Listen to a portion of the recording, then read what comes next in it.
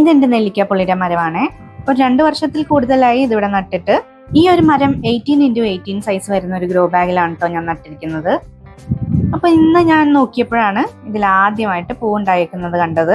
നെല്ലിക്കാപ്പുളി ഞങ്ങളുടെ വീട്ടിൽ എല്ലാവർക്കും ഭയങ്കര ഇഷ്ടമാണ് കേട്ടോ, ഉപ്പിലിടാനും അച്ചാറിടാനും ഒക്കെ.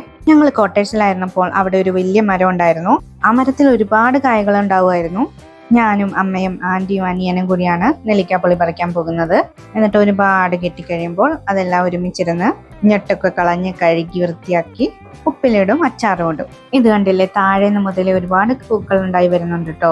ഞങ്ങൾ 5 വർഷമായിട്ടുള്ളൂ ഇങ്ങോട്ട് വന്നിട്ട്. ഇവിടെയും ഒരു നെല്ലിക്കാപ്പുളിയുടെ മരം ഉണ്ടായിരുന്നു. പക്ഷെ പുതിയ സെപ്റ്റിക് ടാങ്ക് വെക്കാൻ വേണ്ടി അത് വെട്ടിക്കളയേണ്ടി വന്നു. ഇത് കോട്ടേഴ്സിലെ മരത്തിന്റെ തന്നെ തൈയാണ് കേട്ടോ. ആന്റി മുളപ്പിച്ചതാണ്. എന്നിട്ട് എനിക്ക് തന്നു.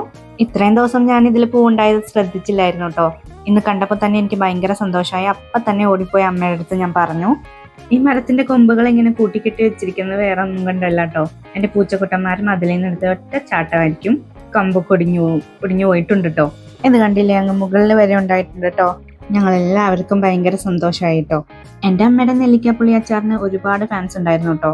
ഡിഗ്രിക്കായാലും PGക്കായാലും ഇപ്പൊ PhDക്ക് ജോയിൻ ചെയ്തതിന് ശേഷമായാലും നെല്ലിക്കാപ്പുളിയുടെ സീസൺ ആകുമ്പോൾ അച്ചാറിട്ട് ക്ലാസ്സിൽ കൊണ്ടുപോകുമായിരുന്നു.